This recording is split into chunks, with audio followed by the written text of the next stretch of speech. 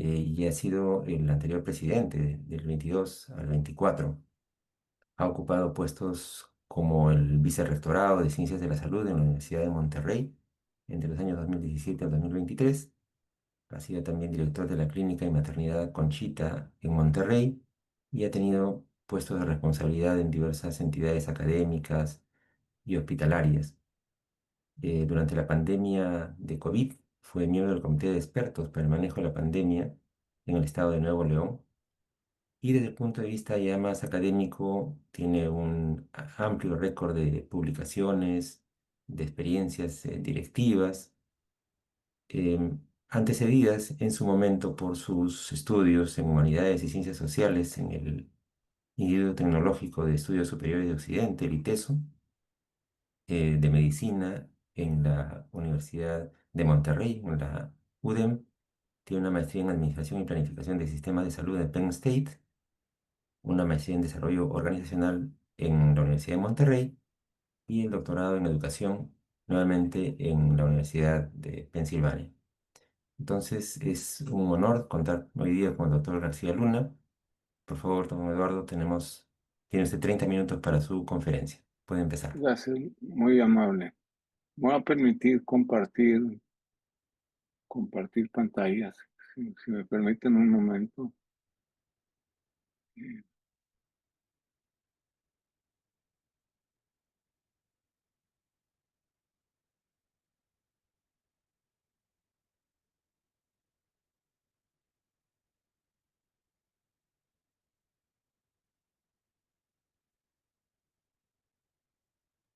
¿Se ve la presentación? Se ve muy bien, don Eduardo. Perfecto, perfecto. Muy bien. Bueno, pues para mí es un verdadero orgullo y déjenme nada más poner aquí un temporizador nada más para no irme a pasar del tiempo más de lo debido, ¿verdad? Eh, para mí es un honor estar con ustedes y es un honor tener la oportunidad de platicar de algo que pues es apasionante, al menos eh, yo como médico y como administrativo, tanto en instituciones de salud como en instituciones educativas. La parte de administración es un facilitador del quehacer educativo y del quehacer médico, ambos de alto impacto social. Y compartir las ideas que voy a compartir con ustedes es algo que definitivamente esperamos no cause ansiedad. Realmente hablar de una gestión eficiente de recursos en una facultad o escuela de medicina es lo mismo que hablar de la optimización de los recursos que hacemos en nuestra casa, ¿verdad? Eh, Tenemos que hacer un buen uso de los recursos para lograr algo que nos hemos propuesto y sacar adelante, pues, nuestra familia. En este caso, la gestión eficiente de recursos de la facultad es la optimización de los activos financieros, que es la manera elegante de decir lo que se ha puesto a nuestra disposición en forma de dinero o de otro tipo de bienes. Y el tiempo del recurso humano que tenemos, que es uno de los grandes activos también de las organizaciones, para que logremos dos cosas. Primero, lograr la misión, lo que ahorita vamos a ver en qué consiste esta. Y segundo, egresar los médicos con el perfil prometido.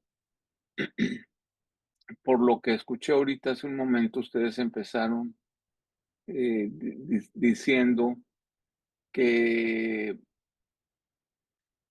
el primer módulo que tuvieron tuvo que ver con diseño curricular y ese diseño curricular se basa en un perfil de egreso que buscamos. Ese perfil es una promesa que hacemos y es una promesa que hacemos a la luz de lo que somos y de la identidad que tenemos, que es la misión. Por lo mismo, debemos tener respuestas a preguntas sobre nuestra razón de ser, hacia dónde vamos, qué es la visión, la manera de hacer las cosas, que es el marco normativo y operativo en el que nos movemos como institución, qué hace falta, cuáles son nuestras necesidades operativas y desarrollo, el origen de los recursos, de dónde van a venir los ingresos y el destino que vamos a hacer de ellos, a qué los vamos, en qué nos los vamos a gastar. Entonces, como les decía, si lo comparamos con cualquiera de nuestras realidades cotidianas, y para mí me ayudó mucho a entenderlo, el compararlo con el llevar las cuentas de mi casa, ¿verdad? Pues no es otra cosa más que, pues hay que sacar adelante la familia, ¿verdad? Y que crezcan los hijos como queremos que crezcan con la educación que queremos. Y pues partiendo de ese símil, me voy a permitir hacer algunas reflexiones. ¿Cuál es la razón de ser de la Facultad de Medicina? O sea, en otras palabras, ¿para qué existo? Si entendemos la eficiencia como el logro del objetivo al menor costo posible, podemos entender que la manera en la cual estemos usando aquellos recursos de los que disponemos como facultad, eso es hacer realidad la razón de ser o misión de formar médicos con un perfil definido por nosotros mismos. Esto es importante de entenderlo. La eficiencia como logro pleno del objetivo al menor costo posible, porque no se trata de dilapidar recursos, se trata de hacer un uso racional de los recursos, porque con lo que pudiéramos ahorrar en algunas cosas, podemos hacer cosas complementarias que nos ayuden, que nos ayuden a, a, a sacar adelante esta labor que tenemos. Eso supone que tenemos compartidos entre todos nosotros, que sabemos nuestras normas internas de operación, que las tenemos aceptadas y que todos jugamos bajo las mismas reglas, así como la existencia de una visión que exprese cómo será la facultad y sus egresados en el futuro. Si estuviéramos hablando en términos arquitectónicos, estaríamos viendo el boceto de cómo se vería un edificio, una casa que estamos pensando construir y que una vez terminada así se va a ver, de tal manera que la visión nos ayuda a ver un dibujo muy cercano a la fachada de esa casa o un dibujo muy parecido a la cara y al quehacer de ese médico que vamos a egresar en una facultad que va a existir en ese futuro. ¿Cuál es la visión de la universidad o de la facultad de medicina?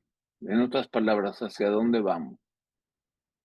Básicamente, esto expresa los detalles que la facultad y sus egresados tendrán en un plazo definido. No estamos hablando de aquí a mañana, estamos hablando generalmente a 5 o 10 años. Y por lo mismo, cuando tenemos este tipo de expresiones, debemos revisarlas con flexibilidad y capacidad de ajustar sobre la marcha lo que fuera necesario. Si algo debemos reconocer es que nuestro mundo ha cambiado mucho en los últimos 5 años, ha cambiado mucho después de la pandemia, y la pandemia no tiene 5 años. Ha cambiado mucho en los últimos 18 meses.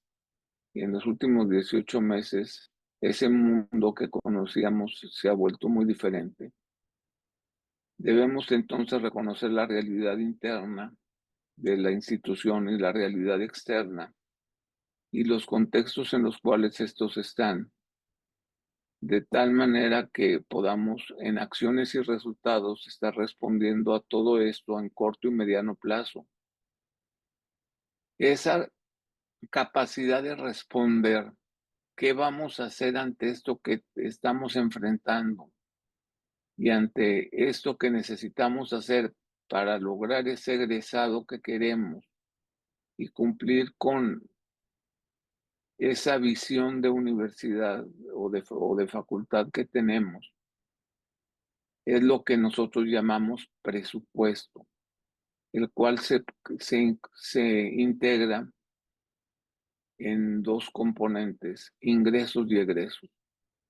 Ese boceto, de alguna manera u otra, tenemos que traducirlo a números, a pesos, para poder hacerlo realidad, porque pues vamos a necesitar ponerle ciertos profesores, vamos a necesitar quizá equipo de simulación, vamos a necesitar algunos recursos bibliotecarios, vamos a necesitar una serie de cosas que esos van por el lado de egresos, pero también necesitamos saber de dónde va a venir ese dinero. Pero hacer todo eso, ¿verdad?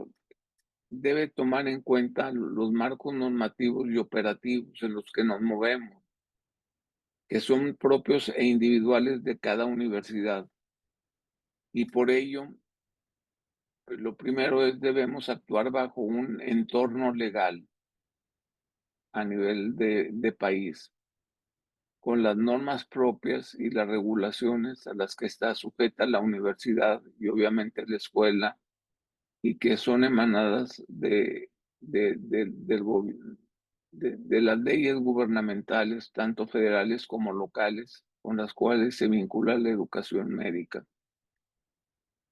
El marco operativo tiene también que ver con las políticas y procedimientos, con los criterios que usamos día a día y los fundamentos de los programas operativos que desarrollamos.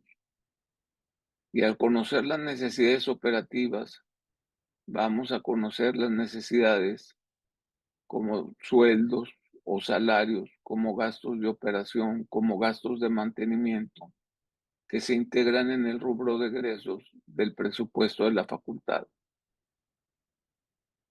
Por favor, si hubiera alguna pregunta o algún cuestionamiento, les pediría que me interrumpan y al moderador que me avise 5 minutos antes de la necesidad de terminar. Ahora, lo que las necesidades operativas también pueden estar clasificadas de diferentes formas, según cómo hagamos el presupuesto. En algunos lados se hace bajo los rubros de sueldos y salarios, gastos de operación, mantenimiento, inversiones de capital, clasificación de inversiones para desarrollo, que son inversiones especiales como hacer un edificio o comprar un equipamiento menor. Y esto también se integra en el perfil de egresos. O sea, no solo van los gastos corrientes, sino van también los gastos de capital, que eso quiere decir CAPEX, de sus siglas en inglés. Perdón por el anglicismo. La gran pregunta,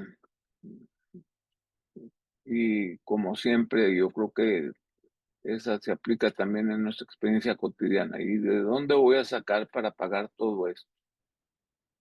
Para responder esta pregunta debemos identificar las fuentes de financiamiento que tenemos y que van a variar según la institución, porque instituciones públicas generalmente reciben recursos provenientes de asignaciones presupuestales por parte de los gobiernos. Pueden ser estatales, pueden ser federales, pueden ser locales o municipales, pueden ser departamentales, pueden ser del ministerio, pero también los recursos pueden venir de pagos hechos por los alumnos o bien de actividades que como universidad realizamos a través de la venta de servicios, consultorías, investigaciones, eh, venta de servicios específicos, estudios que hacemos en nuestros laboratorios.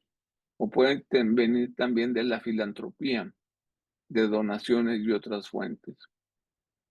Estos elementos vienen a integrarse en el presupuesto de egreso. Entonces, de esta manera, nosotros tenemos un presupuesto de ingresos que nos indique el origen de los recursos y un presupuesto de egresos que nos indica el total de lo que vamos a gastar para poder hacer realidad la razón de ser en base a la visión y al perfil de egreso. La información de un presupuesto, dicho de una manera muy sencilla, se comunica a través de los estados financieros. Y esa palabra siempre, esas dos palabras siempre a quienes llegamos por primera vez a la administración nos pone a temblar, ¿verdad? Pero los estados financieros no es otra cosa más que qué planeamos, una fotografía de la historia que se hizo y en qué rangos de eficiencia andamos. Me voy a explicar un poco más. El plan es el presupuesto. Un presupuesto nunca nace habiendo sido ya gastado. El presupuesto nace como la proyección de lo que voy a necesitar en el transcurso, por decir, de un año. Entonces es un plan de donde debo obtener ciertos objetivos. Cada mes se van generando informes sobre qué he gastado en el presupuesto y esto se da a través del estado de resultados, que son las cuentas de lo que he ingresado contra lo que he gastado.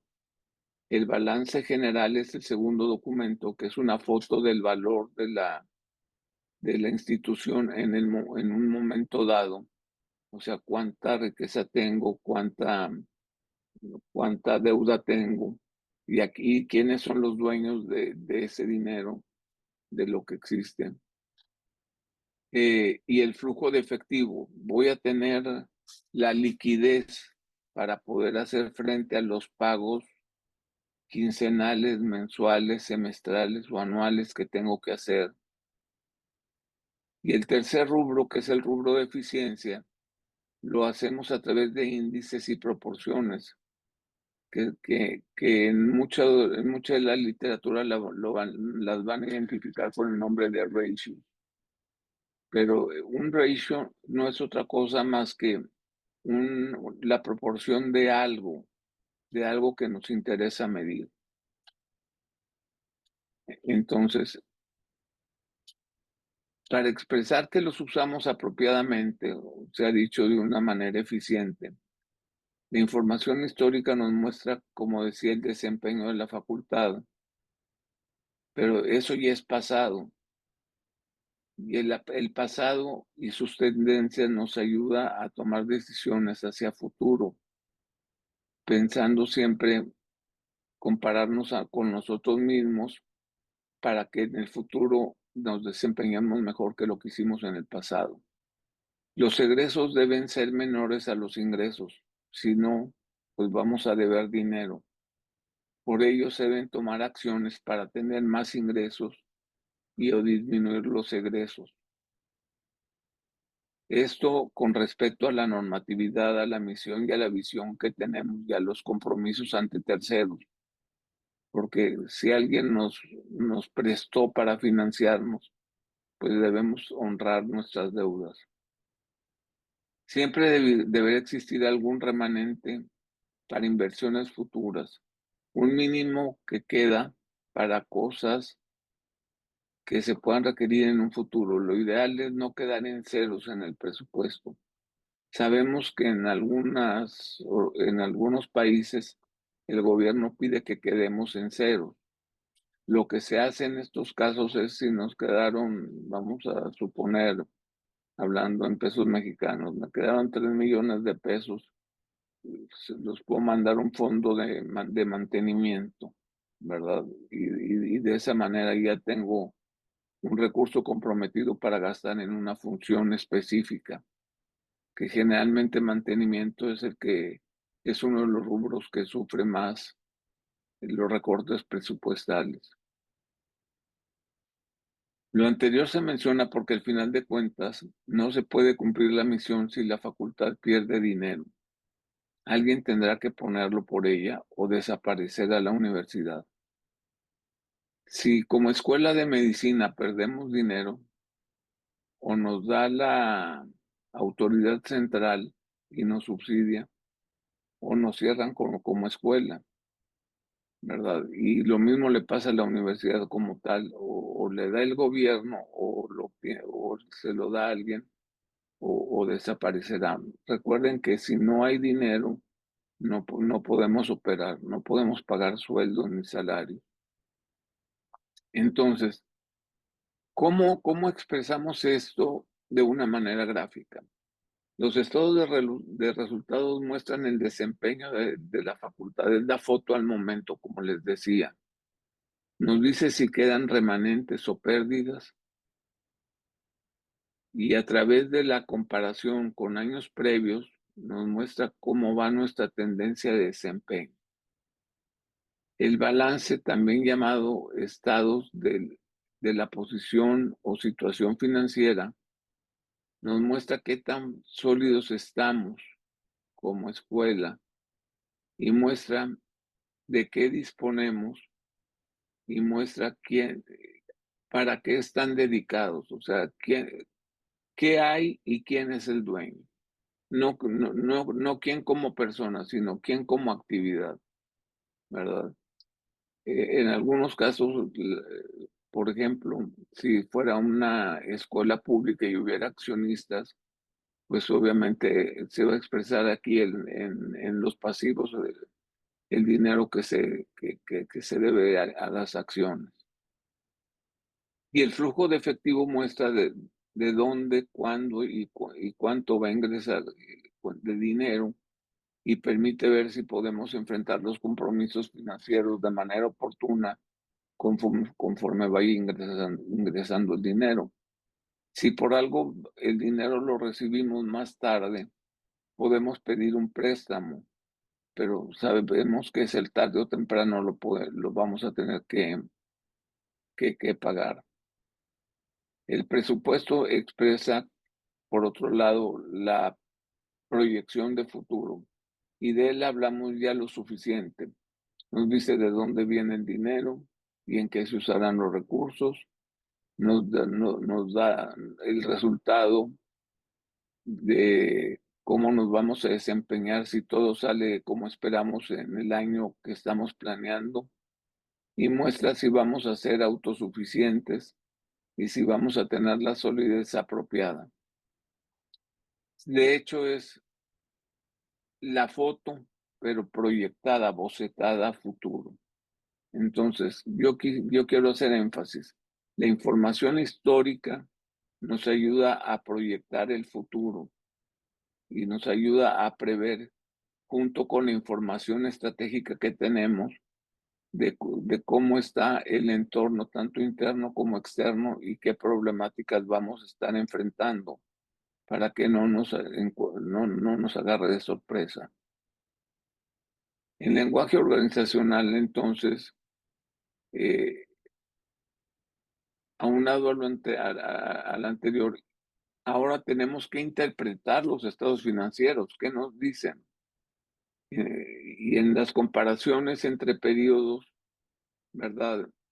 Podemos ver algunas proporciones financieras o de otra índole que pueden generarse con la información de la que disponemos.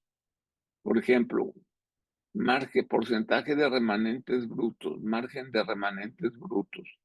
Es el porcentaje de remanentes en relación con los ingresos totales. Índice de liquidez, que es la capacidad para cumplir con las obligaciones financieras a corto plazo. La cobertura de intereses, que es nuestra capacidad para ver si podemos pagar los intereses y las deudas que tenemos con los remanentes de operación. Razones de apalancamiento, o sea, de endeudamiento, es la proporción de activos o bienes de la escuela financiados por deuda en comparación con el capital propio. Rotación de activos, nos dice la eficiencia con la que la facultad utiliza los activos para generar ingresos. Margen de contribución, muestra el porcentaje de ingresos que contribuye a cubrir los costos fijos y generar remanente. Costo por alumno atendido, creo que es autoexplicativo cuánto erogamos para atender a un alumno. Y así existen otros índices y proporciones, tanto administrativas como académico-administrativas, que también deben cuidarse.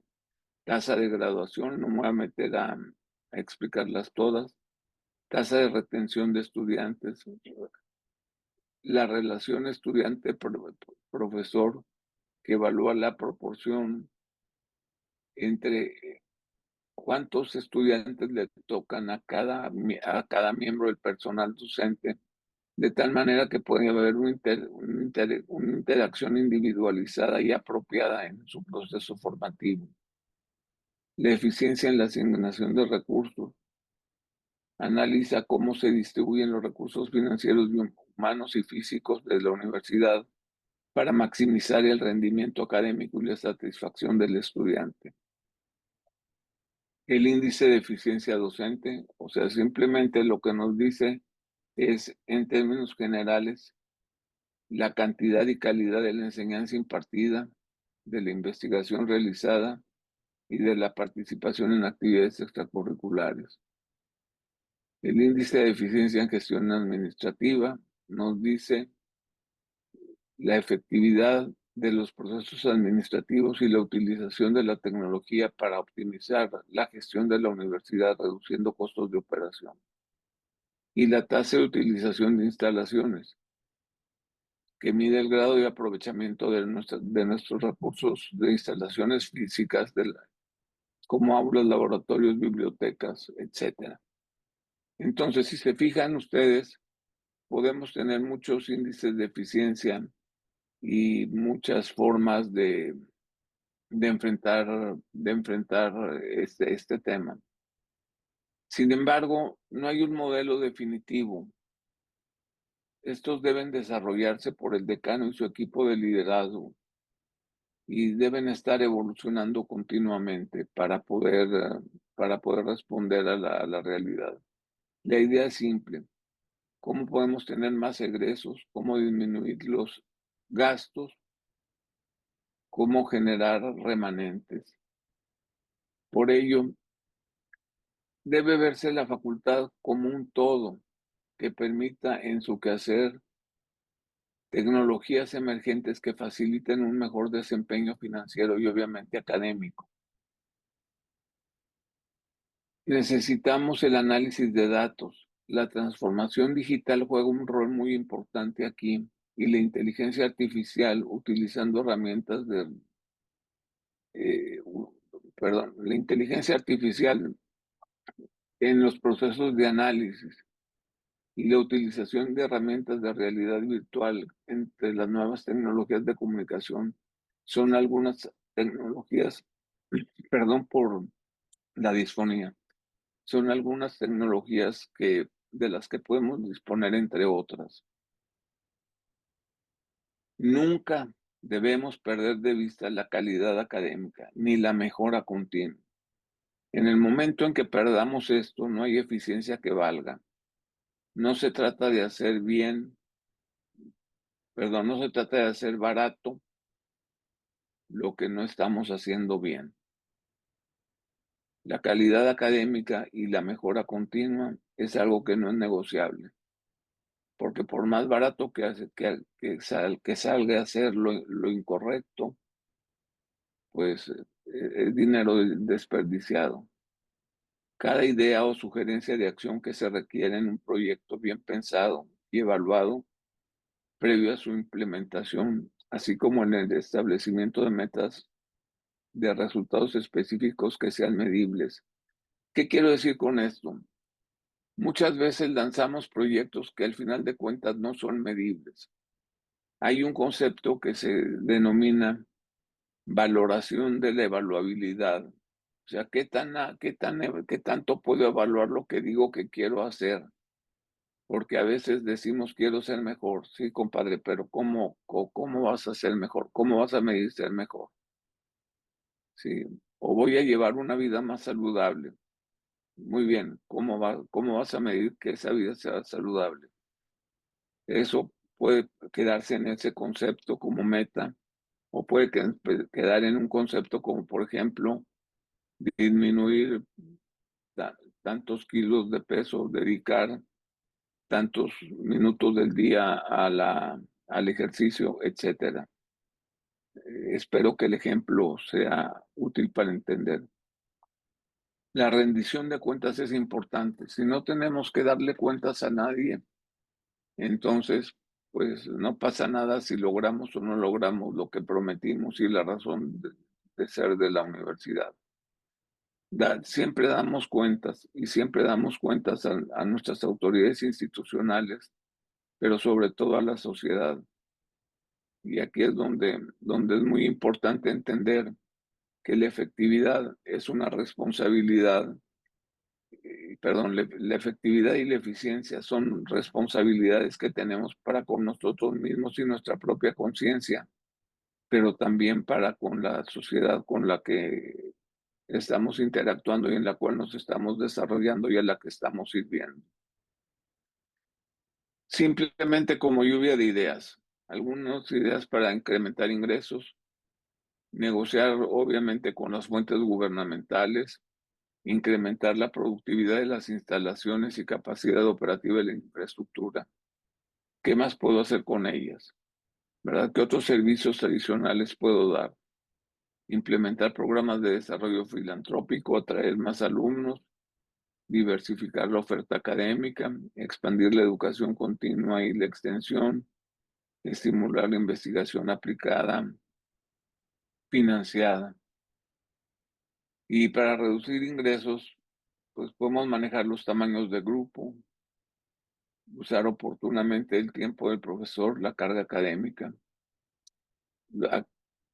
Aquellos profesores con percepciones más altas asignadas a grupos con más alumnos. Es una estrategia también que se utiliza frecuentemente, que es la eficiencia de la nómina académica. Muchas veces podemos tener un profesor que gana muchísimo dinero porque es un garbanzo de a libra en el buen sentido de la palabra y nos pueda salir más eficiente el que tenga 120, 130 alumnos con la ayuda de un par de asistentes que estar contratando más profesores. Reducir la deserción, el éxito académico, si bien lo tenemos como fin, ¿verdad? También lo tenemos como un elemento de eficiencia, mejorar las economías de escala y generar alianzas externas, digitalizar los procesos académicos y administrativos, el analizar los datos por medios digitales, data analytics, inteligencia artificial, metodologías ágiles en procesos. O sea, de tal manera que modernicemos la administración para lograr la reducción de los egresos y de esa manera poder generar más remanente. En resumen, solo 7 ideas. El uso eficiente de los recursos de una facultad solo puede entenderse a la luz de la misión, de la visión, de su marco normativo y su plan de desarrollo. Cada uno como escuela tenemos nuestras particularidades, por lo que es útil para, lo que es útil para uno no necesariamente lo es para el otro. Se utilizan los estados financieros como herramienta de comunicación del desempeño de la facultad. Igualmente sirven para evaluar que también estamos gestionando. La facultad no puede ser deficitaria, debe generar remanentes. Debe haber apertura e innovación al uso de nuevas tecnologías y metodologías académico-administrativas, así como también un apropiado control y seguimiento y rendición de cuentas. Lo financiero está al servicio del académico, le permite viabilidad. A veces sentimos que los entornos financieros nos están condicionando en la academia. Esto no debiera ser así, pero también si no hay dinero, no podemos tener academia. Entonces, es un balance, pero entender que lo que buscamos con lo financiero es precisamente tener el logro del perfil de egreso de nuestro egresado y hacer realidad aquello para lo que fue creada la escuela. Muchísimas gracias. Voy A a usted dejar las de compartir gracias. pantalla. A usted las gracias, don Eduardo, por su excelente presentación, que nos ha llevado de la mano desde una visión panorámica de la misión y visión de la facultad hasta temas muy concretos de la gestión. Tenemos en este momento un espacio para preguntas de parte de los líderes participantes. Si hubiera alguna, por favor pueden expresarla, ya sea a través del chat o a viva voz.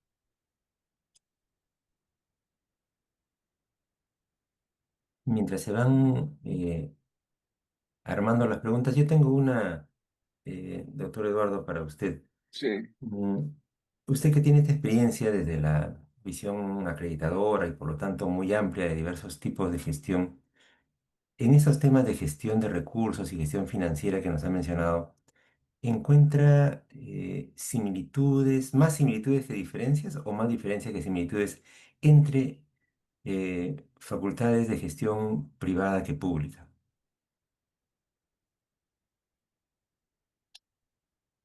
la respuesta tiene dos componentes, creo yo. La primera, encuentro demasiadas similitudes en cuanto a la misión y la visión. Las diferencias están en el cómo obtengo los recursos para poder, para poder hacer realidad eso. Sí.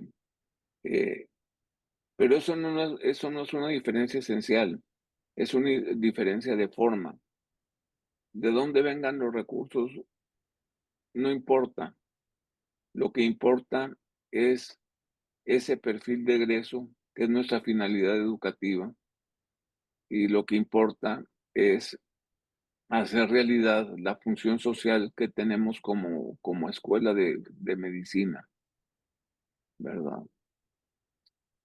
Muchas gracias, doctor Eduardo. Hay una pregunta de la doctora Ulrike. Doctora, la escuchamos.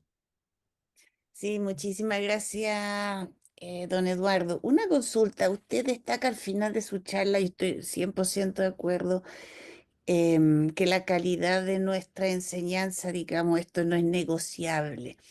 ¿Ustedes qué estrategia están realizando para que esto se asegure de perfeccionamiento del cuerpo docente, etcétera?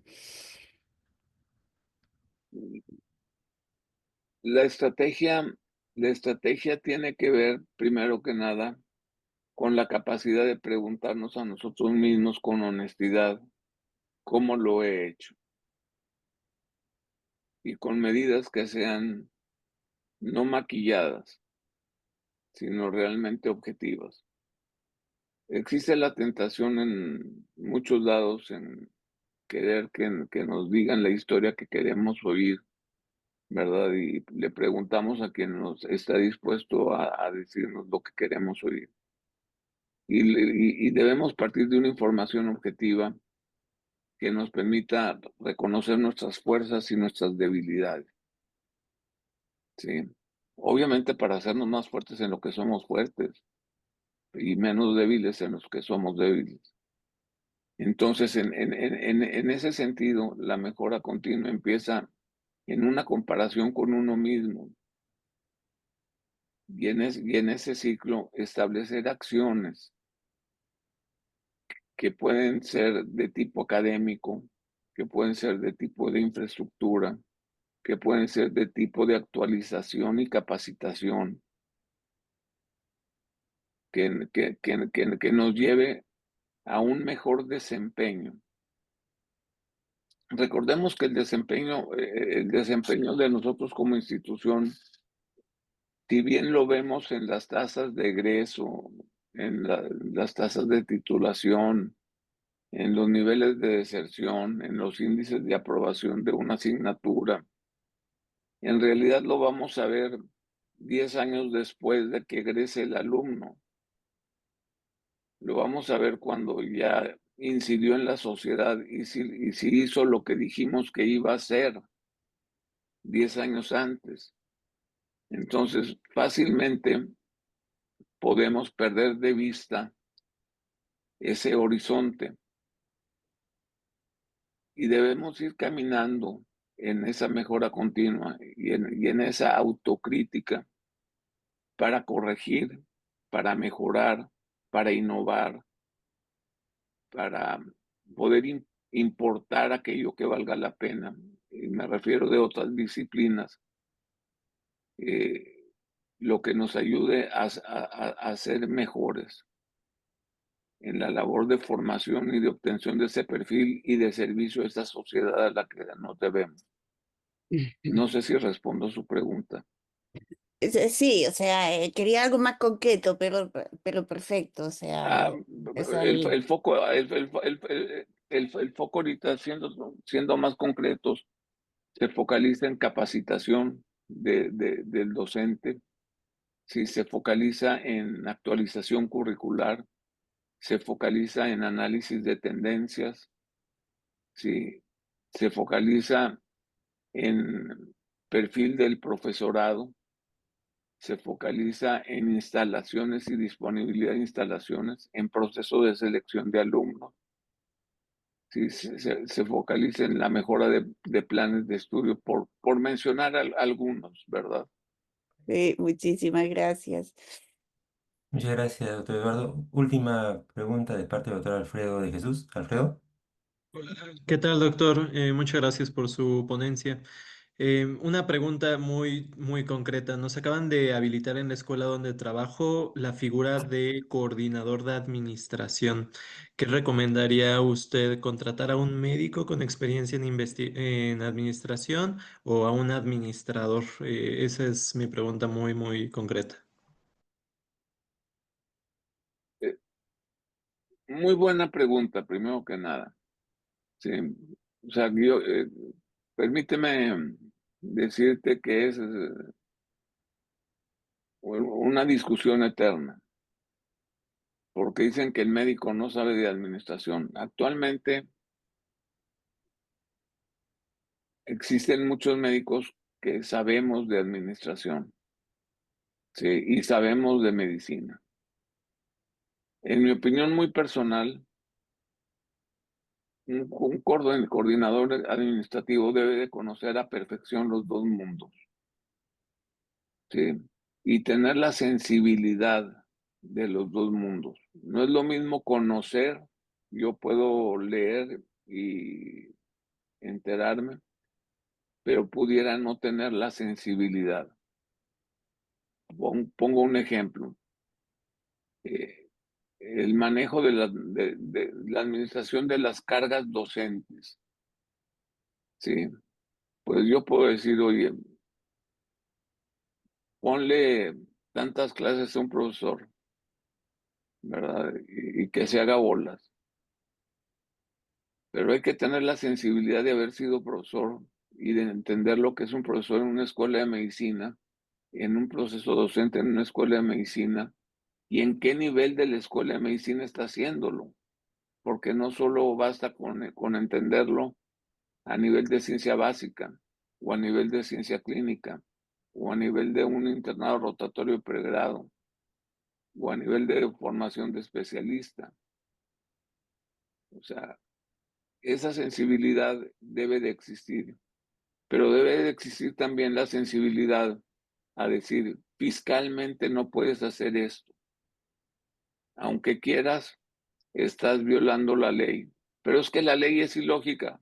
Sí, compadre, pero la ley está para obedecerse, no está para cuestionarse.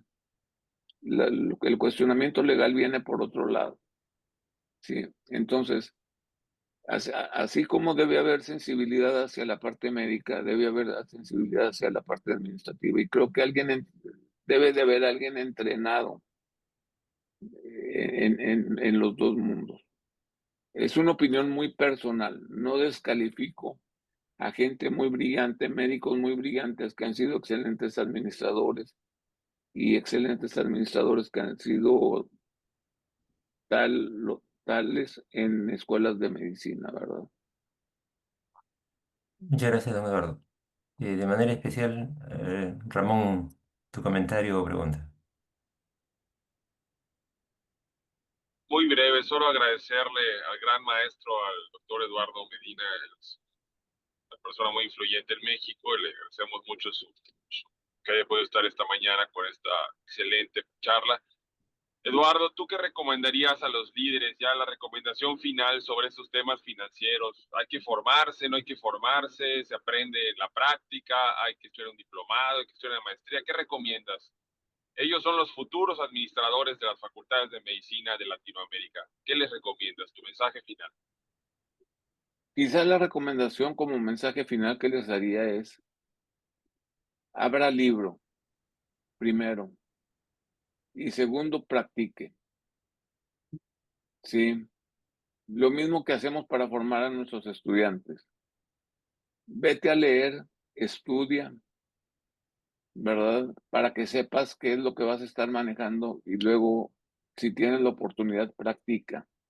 Pide la oportunidad en tu institución o proponerle a la institución que desarrolle una especie de internado de 15 días, un mes, para vivir la experiencia de lo que es un departamento contable, vivir la experiencia de lo que es un departamento de recursos humanos, vivir la experiencia de lo que es la Secretaría Administrativa. No sé si me explico. Yo creo que yo creo que sí es necesario para poder entender los porqués, tener una conciencia clara del qué. Sí, y a eso me refiero con leer para poder luego practicar y desarrollar esa sensibilidad. Excelente. Muchísimas gracias, don Eduardo. Ha sido un honor contar con usted en esta primera sesión de la mañana. Esperamos, por supuesto, seguir contando con su apoyo en futuras ediciones. Que tenga usted buen día. Sí, Muchísimas gracias. muchas gracias.